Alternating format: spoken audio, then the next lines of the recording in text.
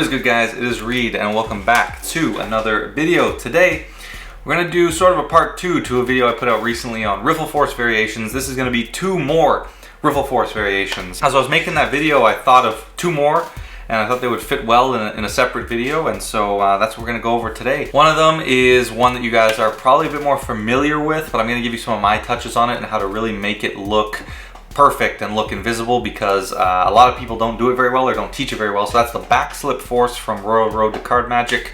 And then I'm going to show you a sort of Tenkai Riffle Force, something I came up with. Very deceptive, works really well. A little bit angly, but still it can work really, really nicely. Those are the 2 forces we're going to get into. If you guys haven't heard, the website has recently dropped, and we got some awesome merch on there. I'm going to be coming out with some products, magic related, courses maybe, some effects as well, maybe some books, and also my private lessons, which is something I've been doing for a while but haven't advertised too much. So now you can sign up there. I got some deals going on right now that you probably don't want to miss out on, and it's a really great way to help improve your magic. So go check that out. I have a full video kind of going into more details on that up there. Now, if you guys like this kind of video, don't forget to like, drop me a comment, and without any further ado, let's get into 2 more Riffle Force variations. Alright guys, so the first force we're going to talk about is the Backslip Force, one that a lot of you guys are probably fairly familiar with. It's from Royal Road to Card Magic, but let me show you what it looks like and then we will get into it. The spectator will call stop wherever they want. Let's say they stop here. We can even go 1 more card just to make sure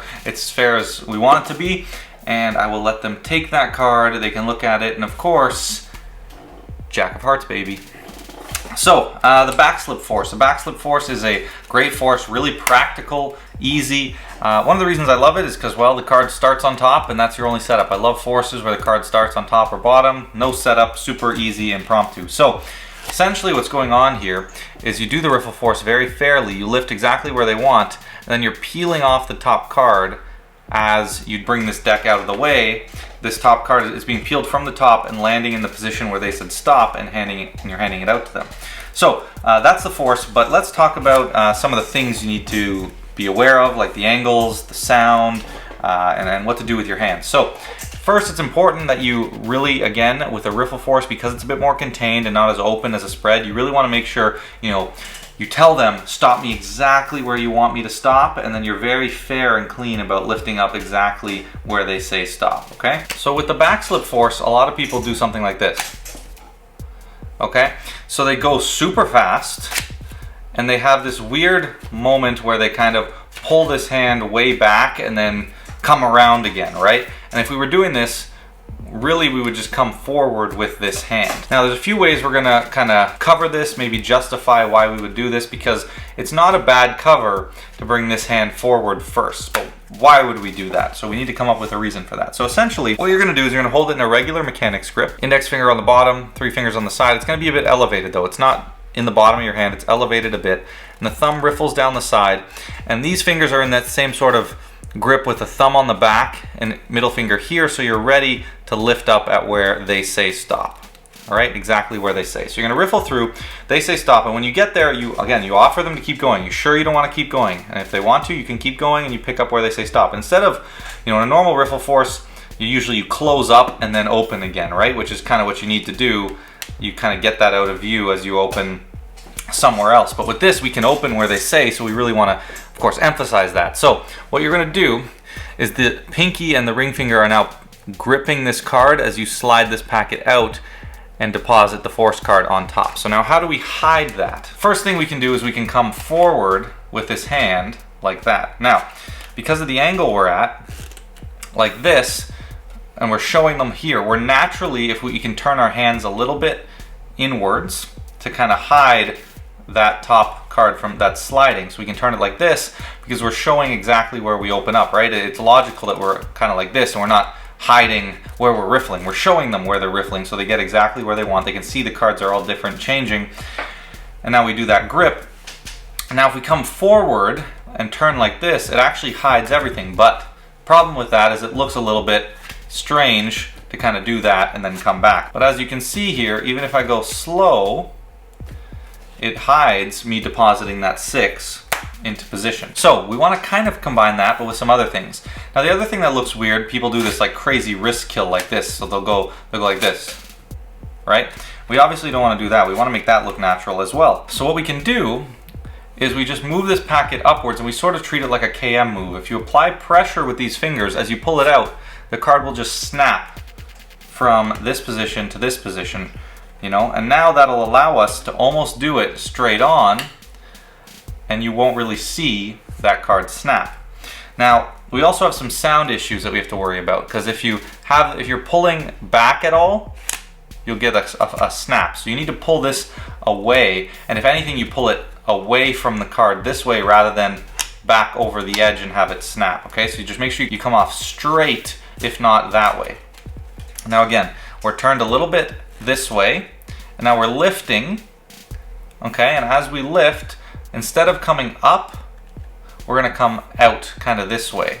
What that's gonna do is allow that card to not flash as much as it snaps, because we're just coming out of the way. We're kind of coming this way, and you can see how it blocks the card much better than just coming up like that. So if you come out this way, it's better, and it also kind of looks a bit more natural in my eyes, because you come out like this and you show. Now, the nice thing about coming this way is that we're now moving the hand. Normally you'd lift it out and you just go like this, but what people do is they lift it out and then they bring this hand forward so that they can cover it, and then they come back around, and it's weird. But now that this hand's already moving forward, it makes sense to come back to hand them that packet, but you know, we're already moving it forward out of the way, so of course we do that. It also brings the attention over here a little bit, and if you get rid of that sound, you can do this really slow, and you'll see how this actually kind of mimics this, because we can do it almost completely invisibly if you turn the deck like this, like sort of like almost a turnover pass. So you come, boom, and you cover that all like this. But obviously that looks a little weird, it hides it. So what we do instead, we combine a little bit of a turn with coming forward like this, and if you want, you can pivot with this finger at face up just a tad, and that'll just get a little bit more surface area to block everything with, right? So boom, and then you come forward. But now it's justified why this hand comes forward first and then this one comes, because we're already moving this deck away. Like, that's how we're getting it out of the way. We're going this way instead of the people who go like this and then do the big circle, right? So it's just boom, like that. Now obviously you see it didn't snap there because I wasn't applying much pressure. Now if I combine this tilt with this, I don't really need to go too fast to make that look pretty invisible. Right now, if I do add a little bit of speed, it actually can look completely invisible. You really don't need to rush this. You make it feel really fair. They say stop here, and you hand that force like that. But now, because I'm moving this packet this way, I just bring this hand. And you try to avoid doing this, right? You don't want to do a big circle. You want to come here, and then just bring this out, and then this comes straight over and around, right? So it's just like this. They say stop, you say right here, perfect. And there you can have that card, which was the force card. So the one other idea for covering this that I like, that's another nice justified one, is with a point. You can go here and you say right here, and they say yeah, and you say all right, you could have stopped one more and you've been on this card, but you chose this one, and you've done the force again. So we want to force the ace of spades, boom, and you say all right, you could have picked this one. If you would have went one more or one less, we would have been here, but instead you stopped here and it's the ace. So we're doing the same thing, but now we have the justification. We're justifying the wrist kill instead this time. So, and it's completely invisible. And we're just doing the backslip force, pulling it out as we rotate the wrist down to hide everything, but also we're just pointing. So, and it happens really quick. So they say stop, you say right here, perfect. If you would have went one less, you would have had the king, but you stopped right there. And that is a force card. So that's another really great way to hide this, the backslip force, that, you know, doesn't look weird like doing something like that, or doesn't look like when people go like this. You know, so my two options are either like that, or you come through and you go like that, and then you do it. All right, now for forcing multiple cards with the backslip force is great, because you can just stack those cards all on top. Boom, pick one, drop it there, come back, they pick another one, drop it there, boom, come back, drop another. Like, it works so well. You load the 4 cards you want to force, and you come through, you say, look, you would have stopped one less, you would have been a different card, right? You can come here and you say, all right, you take that one there. Here, you guys, anyone over here want one? Right there, stop. All right, perfect. We'll leave that one there. And right here, perfect. Again, remember, if you would have said one less, you would have been on a different card. But you guys stopped at these 4 cards, which are, of course, the 4 jacks, right? So it works really well. One of my favorite forces to use with multi-cards. And it's because it's so quick. Boom, boom, boom. You force 4 cards really fast. Now let's talk about the second force, which is the Tenkai Riffle Force, essentially. So again, let me show you what that looks like, and we will get into the explanation. All right, so they will call stop wherever they'd like. Let's say they stop right here, all right? Now really, they could have stopped anywhere they wanted, and you saw I stopped exactly where they wanted, and it is the Jack of Hearts. Now this force actually uses a Tenkai palm, but it's actually really neat. You don't often see a palm with a force that often, but it actually uses it in a very fair way, and it happens very quickly, and it's all very close and contained to the deck, so there's nothing really to see. So what you're gonna do, force card starts on the bottom, and you're gonna get that card and push it into a Tenkai palm. So you can do the one-handed Tenkai load if you're feeling adventurous, but what I would recommend is you just push it over and pull it back with this hand while you're like this, and you can load it into Tenkai, right? So you go boom and pull back, and then you just grip it like that. Now if you need a tutorial on the Tenkai palm, go check that out. I have a full tutorial on that. So your force card starts there, you load it, now you hold it in here. But instead of having to have this hand kind of find something to do or just sit there awkwardly, you're going straight into the force, and it's going to help out. So while that card is in Tenkai, you could just kind of do the same grip we've been doing, but you're just going to keep these fingers closed a little bit more, but you have the index finger on the front, thumb on the back, and at this angle it's all completely hidden, and then just curl the index finger to kind of cover that window there, and then you just riffle down the side, right? And this is going to be done kind of right straight on. You say stop wherever you'd like. They can stop here, or if they want to keep going, they can keep going, and you stop here, and again you super fairly lift up exactly where they say, and this is why this one is so fooling. Now what you're going to do is you're going to come forward. And this one you kind of do need a table, or you can ask someone to put their hand out, I suppose, actually, so that would work. But you need a place to set this packet down, right? And that's kind of the justification. So you come forward, and then this thumb, as you come forward, is going to come back and steal this card and deposit it on the packet they said stop as you set that down. All right, and that's all you're really doing. So you come here, they say stop, and you say perfect, set that down there, and you could have stopped any card you'd like, anywhere you'd like, and yet it was a force card. Card on the bottom, King of Hearts, we're gonna go and we're gonna load it into the Tenkai. Immediately, so from the load, you can see I load, then I just come on top, and I grip middle finger on the front, index finger curled to hide this with thumb on the back, and then it's totally hidden, right? All these angles till about there. So you have a good 110 degrees that's well hidden, maybe up to even more actually, probably, because we can come all the way that way. So yeah, you're very well hidden. And then you come here and again emphasize they stop wherever you want. You very fairly, it's nice because you pick up from the front, right? There's nothing suspicious. You pick up from the front, you say right here, you're sure. Let's say they say no, add one more card, we want to go one more. Okay, one more, we can do that. And then you just naturally come forward, and you see this thumb, it comes back, and I'm just moving onto this card and clipping it on top as I come forward.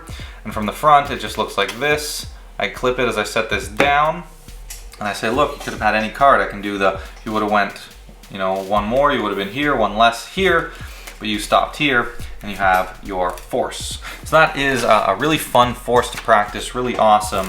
In terms of multi-cards with this force, it's a little bit more difficult, and I wouldn't necessarily recommend it. This is maybe not the best force for it, but what you could do is if we start with let's say the 4 jacks on the bottom of the deck, right? Those would be your force cards. Again, all of them you'd have set on the bottom of the deck. Or you can even do like some kind of combination of some of the forces we've talked about, and you put some on the top, some on the bottom, and you mix it up. But if you want to all do with this force, you push 1 jack back, you go boom, they stop here, you set that down, and you thumb off this one, and you say, all right, actually let's do it again with someone else here. So right there, perfect. And you got this one. Let's do maybe a few more cards here. So we can go, okay, you call stop for me. You sure? Right there, perfect. We'll leave that one. And then, yeah, okay, why not? Let's do one more here. So you could have went right there. Okay, perfect. So of course you would have went one more, it would have been different, but you went here. If you would have went one less, it would have been different.